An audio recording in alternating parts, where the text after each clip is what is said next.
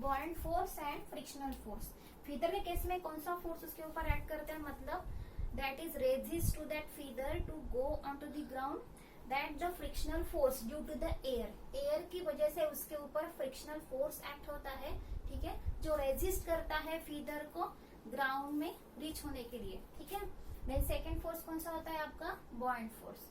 तो free fall में दो कंडीशंस है आपकी। सबसे पहले तो आपका इनिशियल वेलोसिटी 0 होनी चाहिए ऑब्जेक्ट की, ये 0 ही होती है, वहां पे ऑब्जेक्ट आपकी रेस्ट कंडीशन में है, इसीलिए the initial velocity of that object is 0 and later it goes on increasing. Initial velocity इसकी बाद में इंक्रीज होती जाती है, ठीक है। First at the rest position it becomes 0 and later on it's goes on increasing. बाद में इनिशियल वेलोसिटी जो है वो इंक्रीज होते जाती है, ठीक है।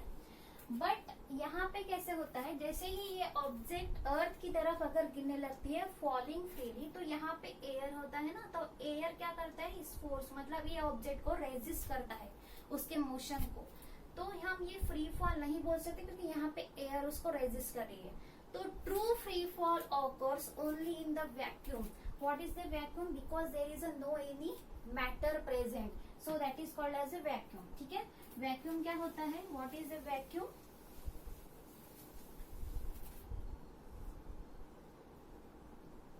जैसे फ्री फॉल मतलब ट्रू फ्री फॉल जिसे हम बोल सकते हैं, true free fall occurs only in the vacuum.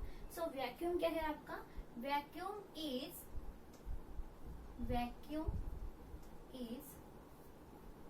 no any matter present in it, मतलब वहां पे एयर ही नहीं है, जिसे हम बोल सकते हैं वैक्यूम। अगर वैक्यूम में आप फीदर एंड स्टोन दोनों एक साथ रिलीज करते हो, तो दोनों एक साथ ही रिलीज होने के बावजूद वो ग्राउंड पे एक साथ ही गिरेंगे जाके, ठीक है ना, ग्राउंड को टच करेंगे। मतलब वहां पे किसी की तरह वह मैटर प्रेजेंट नहीं है, वहां पे कुछ भी एयर प्रेजेंट नहीं है, इसीलिए एट ए टाइम आपका stone and feather it will goes at the same time on the surface of the earth, ठीक है। तो true free fall occurs only in the vacuum में हो सकता है। And this experiment was perform by the scientist Galileo, ठीक है। Galileo ने ये जो है एक्सपेरिमेंट वो हमें प्रूफ करके दिखाया था। उसने बोला कि फर्स्ट ऑफ ऑल उन्होंने तो क्या किया कि एक हाइट पे जाके उन्होंने एट ए टाइम एक हाथ में स्टोन एंड एक हाथ में एक फीदर था, तो उन्होंने दोनों रिलीज कर दिए। तो at the same time stone जो है, स्टोन सबसे पहले जाके अर्थ सरफेस को टच किया और बाद में फीदर। तो उन्होंने ये वैक्यूम में जब ट्राई किया तो उन्होंने ये बताया कंक्लूजन कि in the vacuum both objects are at the same time falls freely on the surface of the earth. Okay, so free fall हम क्यों इस्तेमाल करते हैं, because the actual time taken by the object to reach on the ground, ये calculate करने के लिए हम क्या इस्तेमाल करेंगे, अगर फ्री फॉल में तो हम न्यूटन्स के इक्वेशन ऑफ मोशन यूज करेंगे यहाँ पे, ठीक है। The actual time is taken and velocity of that object, ये कैलकुलेट करने के लिए we are using the Newton's equation of motion. You know that you have already learned in the 9th standard the equation of motion. The first equation of motion is the v is equal to what, u plus at, ठीक है। Then second is the s is equal to what, ut plus 1/2 at square, ठीक है। The third one equation is the v square is equal to u square plus twice as. You know that a is equal to what, g. Acceleration ही आपका क्या होता है, g. Acceleration due to gravity जब आता है तो हम we are using the small g. तो यहाँ पे आपका in case of the free fall initial velocity is 0, मतलब आप यहाँ पे अगर 0 पुट करते हैं तो इसकी वैल्यू क्या होगी, in the free fall condition में आपका इक्वेशन बनेगा v is equal to a t, ठीक है। 0 का तो कोई मतलब ही नहीं होगा, 0 प्लस at होगा, तो v is equal to what, at in case of the free fall. ये किसमें होगा, ये होगा आपके फ्री फॉल में, फ्री फॉल।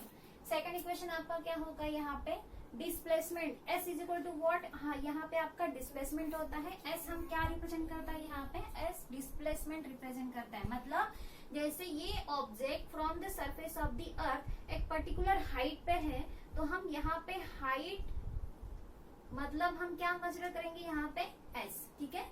इस ऑब्जेक्ट ने अर्थ सरफेस की तरफ कुछ डिस्प्लेसमेंट कॉज किया है, ठीक है। s is equal to what, ut plus 1/2 at square. So in case of the free fall, the value of the u is a 0. So 0 into t, it will become a 0.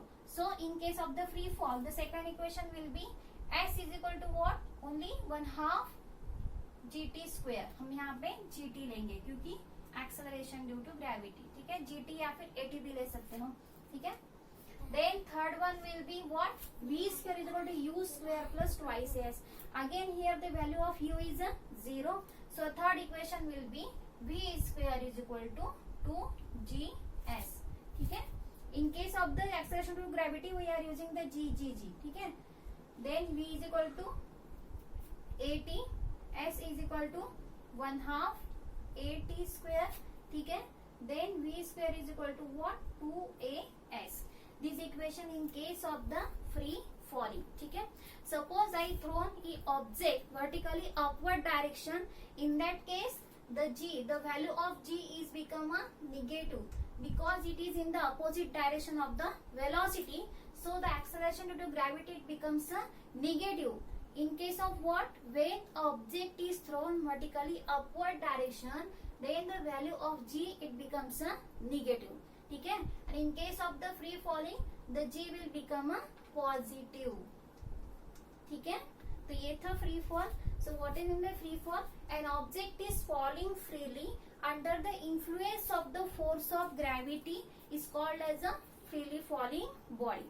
And true free fall is occurs only in the vacuum, ठीक है। vacuum में occur होता है। Then there are two more most important conditions in the free fall. What? The first is the initial velocity of the object is a 0. Then the force act on the object is only the gravitational force. Vacuum में उसके और सिर्फ gravitational pull होता है, इसीलिए at the same time दोनों object अर्थ की तरफ एट ए टाइम जाके वहां पे गिरती है, क्योंकि सिर्फ ग्रेविटेशनल फोर्स ही अट्रैक्ट करता है, पुल करता है, इसकी वजह से। इन केस ऑफ डेली लाइफ में, डेली रूटीन में जब हम फ्री फॉल अप्लाई करते हैं तो it's not a free fall, true free fall, because the air act the frictional force. यहाँ पे एयर जो होता है, एयर आपका क्या एक्ट करता है वहाँ पे, फ्रिक्शनल फोर्स की वजह से द ऑब्जेक्ट का जो मोशन होता है वो रेजिस्ट होता है, किसके कारण, ड्यू टू द एयर के कारण। इसीलिए we does not call that the free fall object, ठीक है। And the equations of the free fall are the v is equal to gt in case of the acceleration to gravity, then v is equal to at, s is equal to 1/2 gt square, s is equal to 1/2 at square, v square is equal to 2gs and v square is equal to 2as, ठीक है।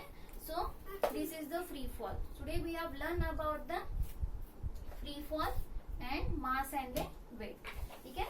So some of the questions for you.